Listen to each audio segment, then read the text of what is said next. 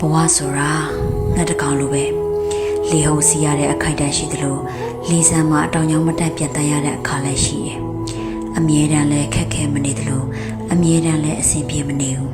။ဒါပေမဲ့စိတ်ဓာတ်တွေကတော့တန်မာဖို့တော့လိုမယ်